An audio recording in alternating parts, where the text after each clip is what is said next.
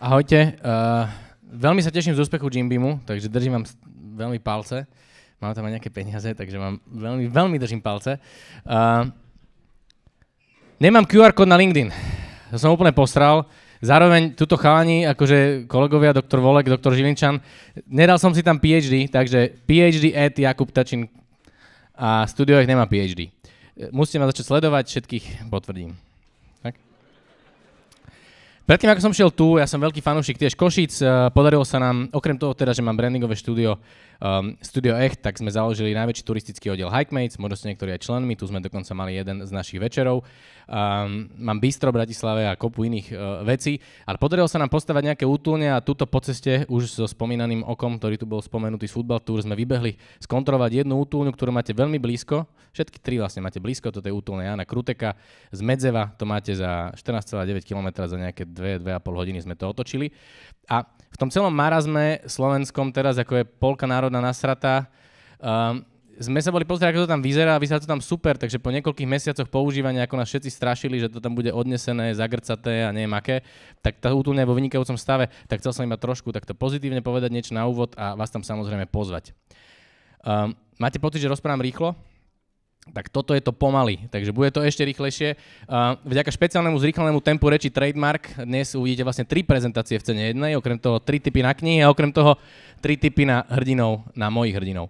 Tá prednáška bude o brandingu a bude o značkách, ale neukážem vám žiadne logá. Nemám ani čísla, nemám ani veci. Musím ale povedať, že sa mi predchádzajúce prezentácie veľmi páči, lebo boli veľmi konkrétne.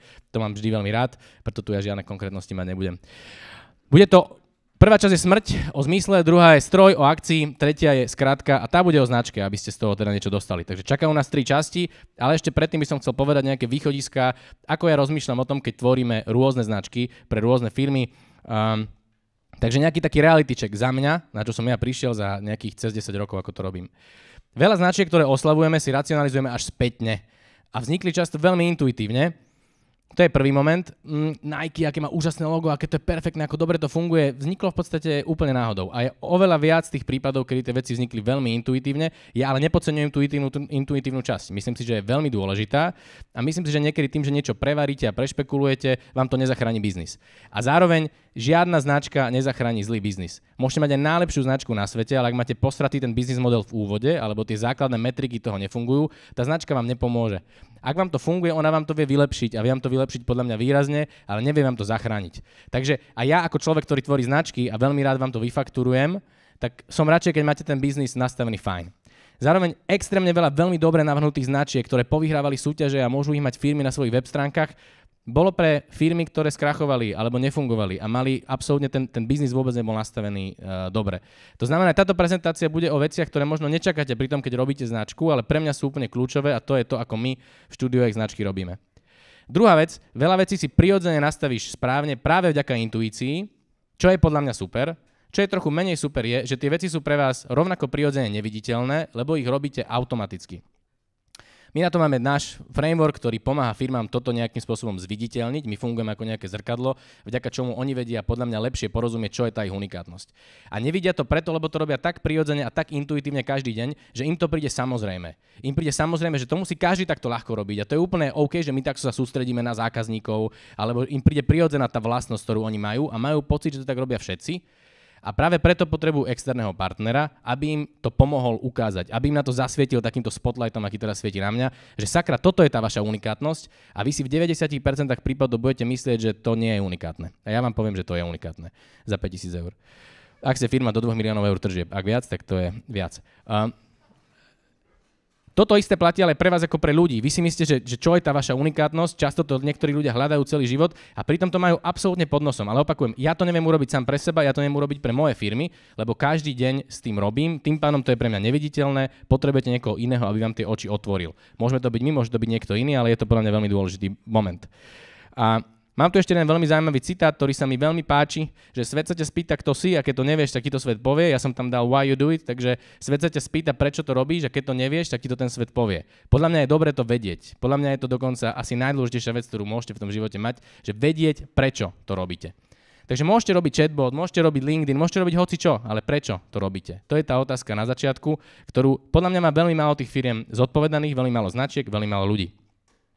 Naspäť, pozor, sú to 3 prezentácie, toto ešte nebola jedna z nich, hej? Toto ste mali zadarmo, k tomu ešte taký akože predvoj.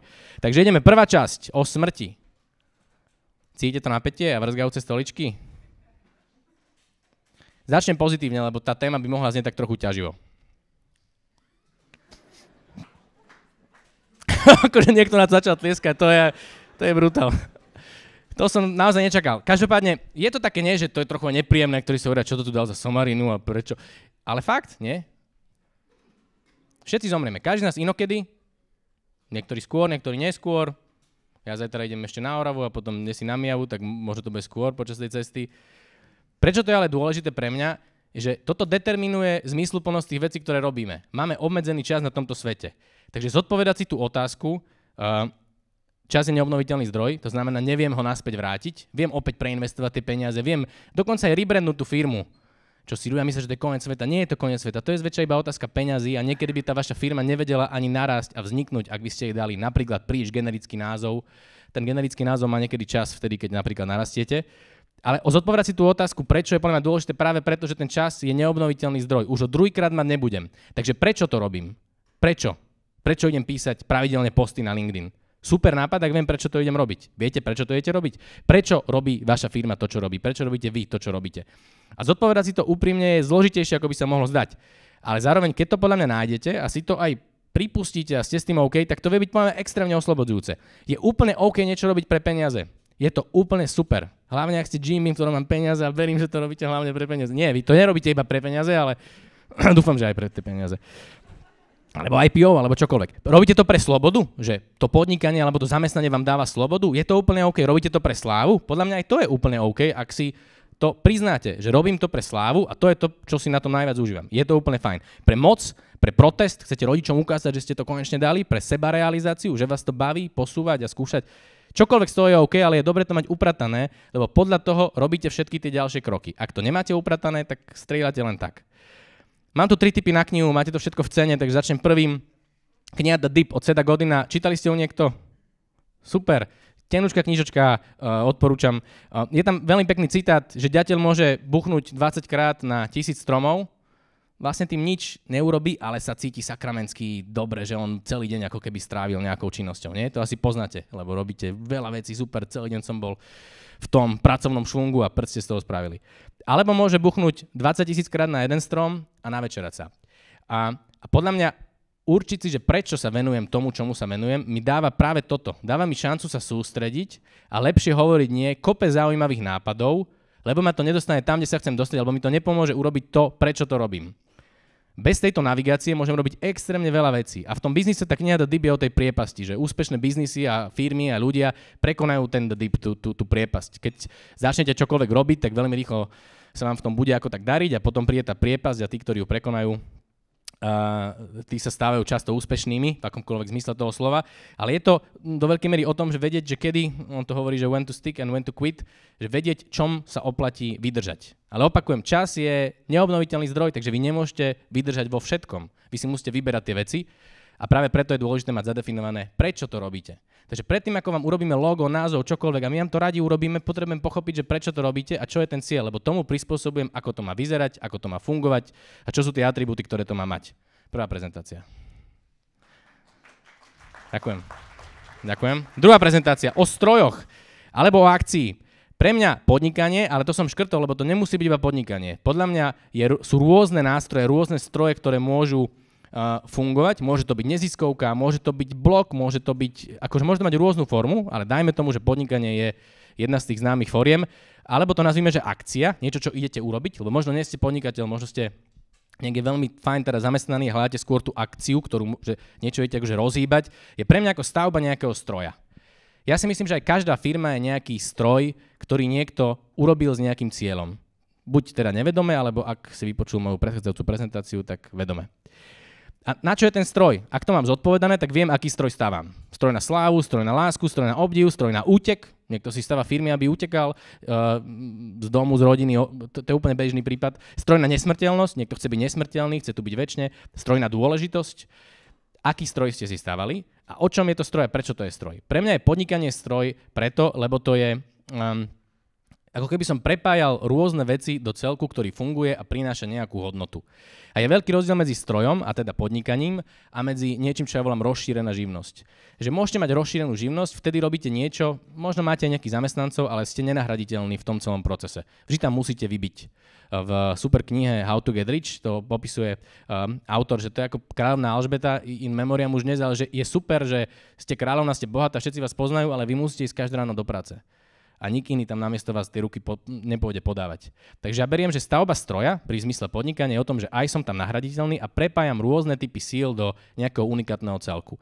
A rôznymi typami síl a ich prepájanie, tým bol fascinovaný už Leonardo da Vinci a všetky jeho stroje, ktoré vlastne on navrhoval, veľká časť jeho strojov, ktoré navrhoval, bola práve o tom, že ako prepojiť rôzne typy síl. A pre mňa podnikanie je o tomto. Ako prepájam rôzne typy síl. Mám cieľ, viem, čo chcem spraviť z predchádzajúcej kapitoly a na to stávam stroj. Stroj na neviem čo, vy si povedzte na čo. Na to potrebujem prepojiť rôzne typy síl, v zmysle rôzne typy aktivít, ktoré robím, ale najmä rôzne typy ľudí, ktorí do toho stroja prinášajú iný typ sily, ktorý ja potrebujem, aby spolu fungoval a prinášal ten cieľ, ktorý som si určil. A tá jeho fascinácia prepájaním rôznych typov síl je podľa mňa niečo, čo aj mňa teraz stále fascinuje pri tom, keď pozorujem mnohé firmy, s ktorými pracujem, ako oni unikátne prepojili tie rôzne typy síl. A každá tá firma je iná, je to unikátny ekosystém toho, ako tie veci spolu fungujú, unikátny stroj. Je to pre mňa vždy neuveriteľne obohacujúce si všímať, ako ste vy poskladali tie stroje, alebo ak ste vy ten zamestnanec a ten človek v tej firme, ako vy zapadáte do toho stroja, ako to vaše koliesko tam ako keby presne sadlo, ako tam viete priniesť tú najväčšiu pridanú hodnotu. A zároveň, keď pozorujem tie firmy a keď s nimi robím, tak sa snažím vždy pochopiť, že čo je ten ich secret sauce, alebo čo je tá páka. Hej? Že tam je Archimedes, ktorý zdvíha zem, lebo našiel ten jeden pevný bod, ktorý ju vedel tou pákou zdvihnúť. A vy, keď tú páku máte, viete urobiť čokoľvek. A tie naozaj dobré firmy zväčša majú túto jednu vec. Ten nejaký niečo v tom stroji, keď to skladali, prepojili inak, aj keď všetko ostatné mohli mať veľmi podobne urobené ako ostatní. Koľko ľudí na svete vyrába výživové doplnky, predáva výživové doplnky, to nepotrebuješ inak prepojiť. Ale Jim Beam prepojil niečo inak. Jednu vec tam urobil nejako inak, vďaka čomu sa im darí viac, ako sa darí ostatným. Vy vo svojom stroji máte tiež nejakú túto unikátnu vec. Často ju nemáte zvedomenú, lebo ju robíte tak prirodzene, že je pre vás neviditeľná. My vám s tým vieme pomôcť. Cenu viete asi približne. Podľa mňa to má inak oveľa väčšiu hodnotu, ako je tá cena, hej, takže to máte vlastne lacné, lebo vám to vie zmeniť ako keby to nastavenie do budúcna a vidím to na tých firmách, ktorí sme to už urobili. Nemusíte to urobiť s nami s hocikým, ale mať to zvedomené, čo je ten secret sauce, čo je tá mágia, je kľúčové, aby ste lepšie pochopili ten svoj stroj a vedeli ho stále ďalej doľaďovať a vyľaďovať, aby dokázal priniesť tú najväčšiu pridanú hodnotu a naplniť ten váš cieľ, ktorý ste si zadefinovali. K tomuto mám druhý tip na knihu. Tá kniha sa volá Grit. Tu ste čítali niekto? Tuto nie. Vynikajúca kniha, je tam jedna pekná kapitola, je to vlastne kniha o tom, ako keby vydržať, alebo že aké je dôležité vydržať.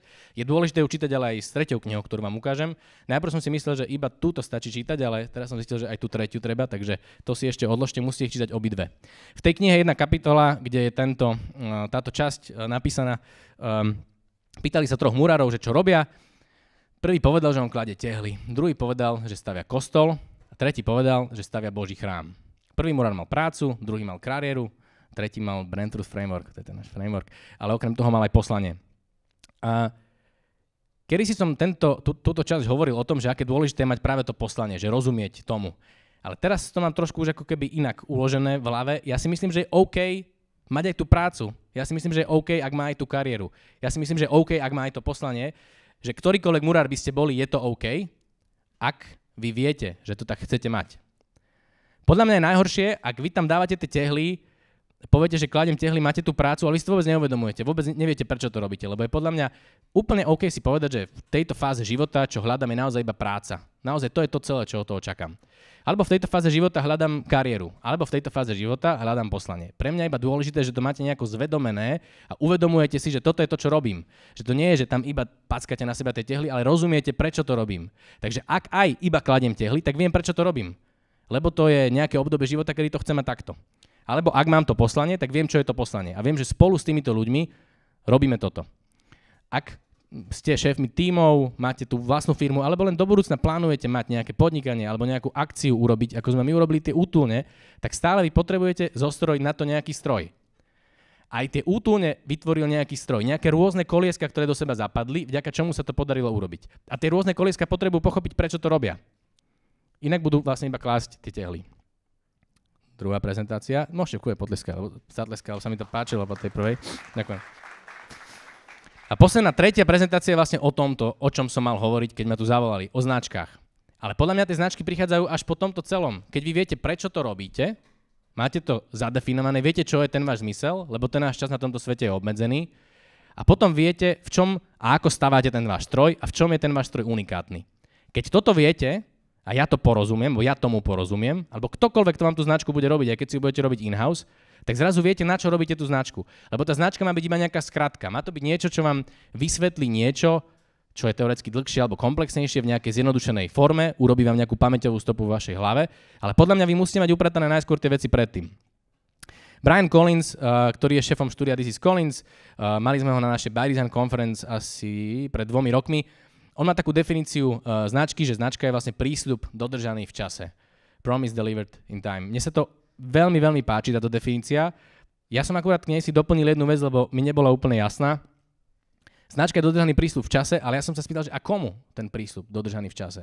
Lebo pre mňa to je tá dôležitá vec, že značka je prísľub dodržaný v čase je najlepšia definícia pre mňa značky, ale prísľub komu? A tam sú podľa mňa 3 časti. Tá značka, keď sa pozrieme na to z pohľadu toho, že na tomto svete sme iba nejaký čas, je prísľub dodržaný v čase sebe samému. Vďaka tomu, že viem, kvôli čomu to robím a tá značka mi má túto vec stále pripomínať, mám získať nejakú super schopnosť hovoriť nie. Super schopnosť hovoriť nie, nekonečne veľa nápadom, ktoré budem mať, ktoré budem môcť robiť, lebo ak si uvedomujem, že kvôli čomu to robím, tak by mi to malo pomôcť filtrovať tie veci, že toto je super nápad, mohol by som to robiť, ale nejdem to robiť, lebo nemôžem robiť všetko. Takže značka je prísľub dodržaný v čase sebe samému. Značka je, ak je dobre urobená, tak je prísľub dodržaný v čase zamestnancom a partnerom, s ktorými to robím. Lebo ľudia takto a vďaka tomu, ak to tak je, vedia, čo sú súčasťou, a hlavne vedia robiť nekonečne veľa tých malých rozhodnutí, ktoré robia každý deň. Že v tej vašej firme každý človek, ktorý tam je, alebo aj vy, keď tam ste, ak nerozumiete, čo je ten váš prísľub, ktorý chcete dodržiavať v čase, tak vy neviete sa jednoducho navigovať tými rozhodnutiami.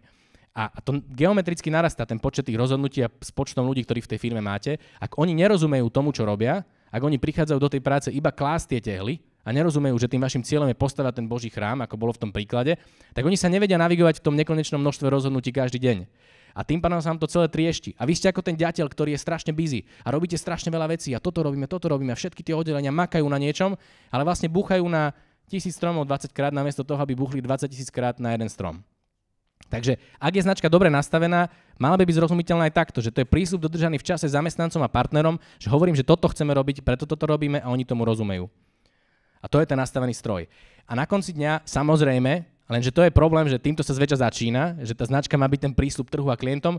Určite má, ale podľa mňa sa tým netreba začínať, že vlastne značka je na konci nejaký podpis. A podpisuješ si iba niečo, za čím si v podstate hrdo stojíš a chceš, aby to bolo vidieť. Takže je to nejaká skratka, ktorá má fungovať na rýchlejšie rozoznanie toho, na čo ty si hrdý. Chceš urobiť takúto skratku, aby si v tej hlave tých ľudí, na ktorých útočí nekonečne veľa vecí, uzurpoval to miestočko a aby si ťa tam uložili nejako. Takže musí to byť nejaká skratka, musí to byť nejaké zjednodušenie. Ale opäť, veľa firiem začína touto časťou. Len podľa mňa, ak sa urobí iba táto časť, tak je to prázdne. Lebo ad jedna, ľudia, ktorí majú deliverovať ten promis, ktorý vy chcete dať tým klientom, že my sme takáto značka, si poviete, takto ideme my robiť a ideme komunikovať, tak tí ľudia, ktorí to majú deliverovať, tí ľudia, ktorí to majú dodať, ktorí sú tvárou, s ktorou sa ten klient často potom stretne, oni vôbec nevedia, čo robia. Oni sú tí, ktorí kladú tie tehly, oni nechápu, čo je ten váš väčší cieľ. Aj keď to vy tým klientom hovoríte, že toto je ten náš väčší cieľ, tak tí ľudia to nevedia dodať, lebo sú v tom stratení. A zároveň vy sami ste v tom stratení, lebo skočíte po každej somarine, ktorá na vás vybehne, že aj to by sme mohli robiť, aj to by sme mohli robiť, aj to. Všetko by ste mohli robiť. Určite všetko by ste mohli robiť. Ak by ste sa nechystali zomrieť v tomto živote, a bohužiaľ sa chystáte zomrieť v tomto živote, takže je lepšie si povedať, že nemôžem robiť všetko, čo idem robiť a úprimne si povedať, kvôli čomu to robíte. Je úplne OK robiť niečo pre slavu, pre peniaze, pre čokoľvek, len to mať upratané. A prečo o tom hovorím? Podľa mňa veľmi veľa founderov, zakladateľov firiem, ale aj ľudí, ktorí si týmto akoby už prešli, napríklad postavilo firmy, ktoré nikdy nechceli, lebo si to nikdy neupratali. Ja mám veľmi rád, keď niekto je úprimný v tom, že stáva veľkú firmu a stáva veľkú firmu. Vyzerá to tak, robí to také procesy, je to super. Nemám rád, keď niekto mi hovorí, že stáva veľkú firmu a pritom ja vidím, že nestáva veľkú firmu. Že nemá procesy, má v tom zmetok, že vlastne ani to nechce a potom mnohým ľuďom sa ešte stane taká vec, že sa im bohužiaľ podarí to, čo ako keby nejako rozbehli a zistia, že to vôbec nechceli mať. Napríklad sa im podarí tá veľká firma a zistia, že ju nechceli mať. Ja si myslím, že v živote sú iné veci, ktoré sú dôležité. Vy môžete byť šťastní s tak akurát veľkou firmou. Každý vám bude hovoriť, alebo veľmi veľa ľudí vám teraz bude hovoriť, že go big, že to je tá vec, že musíte byť vonku, musíte byť globálni, musíte škálovať. Možno musíte. Sú prípady, kedy musíte. Určite sú firmy, sú ľudia, ktorí sú na toto stvorení, mali by to robiť.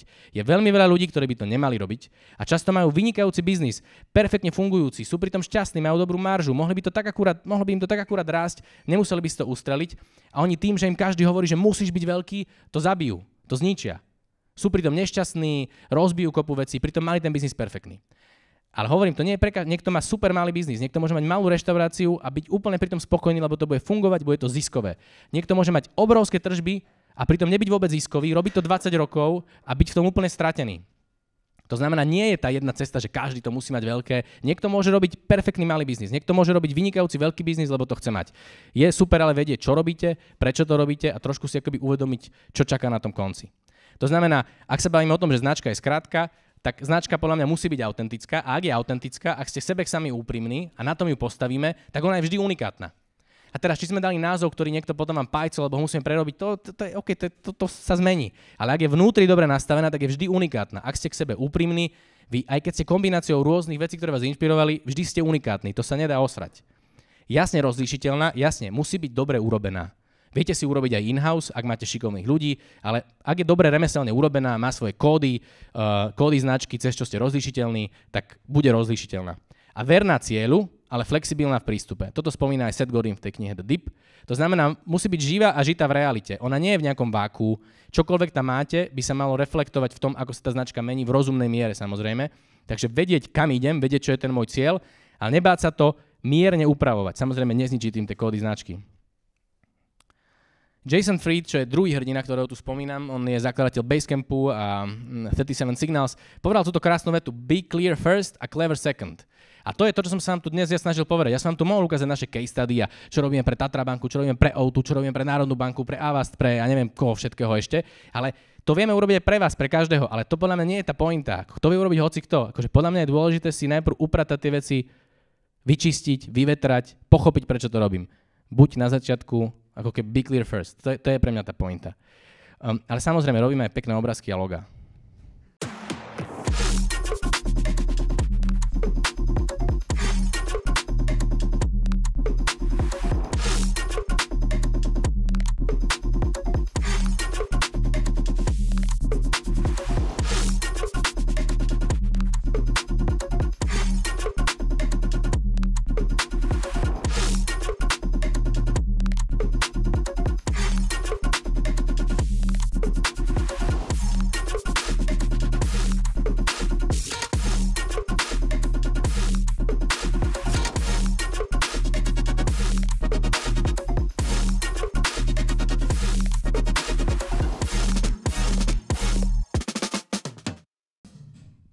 Takže toto všetko vám spravíme, to nie je problém, ale ja by som bol radšej, keby sme predtým sa bavili o tom, že kvôli čomu to robíte, aby som tomu porozumel, aby ste tomu vy porozumeli a potom to zabalíme. Zabalíme to, ako bude treba. Ale nebalme to predtým, keď neviete, kvôli čomu to robíte, alebo si to nezabalte tak, že vás to vezme niekam, kde ste sa nechceli dostať. A zistíte to až príliš neskoro. Že si rozhasíte iné veci, ktoré sú v živote dôležitejšie, ako to, že vám niekto hovoril, že niečo musí byť iba neviem aké obrovské, gigantické, rozškálované. Môžete mať úžasný biznis na Slovensku, v Československu. Nie všetko musí byť všade. Pozeráte niekto Ted Lasso na Apple TV? Aspoň niekto? Nikto? Dobre, aspoň traja, super. Alebo viacerí. Ted Lasso mi jeden večer takto povedal, keď som sedel pred tou telkou. Doubt can only be removed by action. Pochybnosti môžu byť jedine odstránené tým, že niečo urobíte. Takže je prirodzené, že pri tom biznise neviete všetky veci. Je prirodzené, že keď stávate ten stroj, neviete všetky veci. Ale tým, ako ich budete robiť, sa tie pochybnosti budú odstráňovať. A ak budete mať externého partnera, ktorý bude schopný u vás identifikovať tú vašu unikátnosť, ktorá je pre vás neviditeľná preto, lebo ju robíte tak prirodzene, že je pre vás neviditeľná, tak podľa mňa budete si vedieť zadefinovať tú podstatu, ktorú vám potom je ktokoľvek zabaliť do pekných obrázkov. Tretí typ na knihu je kniha Quit o tom, ako končiť veci, pretože kľúčom k úspechu je práve končenie veci, o tom je celá táto kniha. Takže ak čítate knihu Grit, tak si musíte prečítať aj knihu Quit, pretože kniha Grit je o tom, ako vytrvať, ale kniha Quit je o tom, ako vedieť, kedy skončiť, lebo úspešní ľudia vedia najlepšie končiť. A pri končení je dôležité vedieť, že keď končíte v správnom čase, zväčša to, ako ľudia okolo vás budú mať pocit, že končíte príliš skoro. Oni tomu nebudú rozumieť. Prečo si nepokračoval s týmto, prečo si možno tú firmu zavrel, prečo si tento projekt ďalej nerobil. Ale bez končenia neviete urobiť nikdy a naplniť tú úvodnú vec, čo ste si zadefinovali. Budete musieť veľmi veľa vecí skončiť. My organizujeme By Design Conference, ktorú končíme po 10 rokoch. Veľmi úspešná konferencia, každý rok získová, chodia tam ľudia z celého sveta, najlepší dizajneri z celého sveta a končíme ju práve tak, že ľudia majú pocit, že príliš skoro. Oni si doteraz mnohí podľa mňa myslia, že to je iba fórik a že vlastne to je akože promo na to, že tá téma je How to End Things. Pozývam vás, tam je to naozaj posledný krát, nebude sa to nikdy už konať 24.8. v Bratislave. Máme tam najlepších dizajnerov a dizajnerky na svete, architektov, pre všetky kreatívne mysle. Je to podľa mňa veľmi dobrá konferencia a tá téma, ako vedieť skončiť veci, je veľmi silná. Takže pozývam vás tam. Aby som to zhrnul 3 pointy. Čo je ten zmysel, prečo to robíte? Ako si unikátne nastavujete tú akciu? A čo je tá vaša páka? Čo je ten secret sauce? Čo je tá vec, čo robí ten váš biznis unikátnym? A ako to potom chcete zabaliť, aby to bola dobrá skratka do myslí ľudí? 3 knihy, ktoré by ste si podľa mňa mali prečítať a pomôžu vám a sú vlastne, to je jedna téma aj v tých 3 knihách. Kniha Dip, kniha Crit a kniha Quit je práve o tom when to stick a when to quit. Kedy niečo vydržať a ísť cez tú priepasť a kedy to naopak ukončiť a nebáť sa to ukončiť. A ukončiť to spokojom, lebo vy viete, čo je ten väčší cieľ. A 3 hrdinovia, ktorých môžete sledovať, nemusíte, iba som im tu chcel vzdať hold. Brian Collins, Jason Fried a Ted Lasso. Mám tu call to action, lebo ty spal mať call to action, mám tu call to action. Takže vidíte, to call to action, nemám tam ale môžete ma začať teraz sledovať, aj na LinkedIn ma môžete začať sledovať, aj Studio 8 môžete začať sledovať. Zároveň tá akcia, ak toto, čo som vám hovoril, vám dávalo zmysel, tak máte najprv 2 veci. Môžete si samozrejme s tým pomôcť sami alebo s niekým iným, kto je okolo vás. Verím, že na to uvidenie tej svojej unikátnosti potrebujete niekoho iného, alebo vám s tým vieme pomôcť my.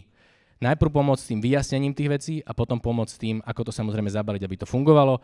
Ja dokonca ponúkam takú možnosť, že môžete so mnou ísť na túru a vtedy to je o poviem 450 € lacnejšie, keď so mnou idete na túru a riešime to počas túry. Mám to na mojej stránke jakubtačin.com, tam si to môžete vybrať ako konzultáciu až v apríli, teraz to mám plné.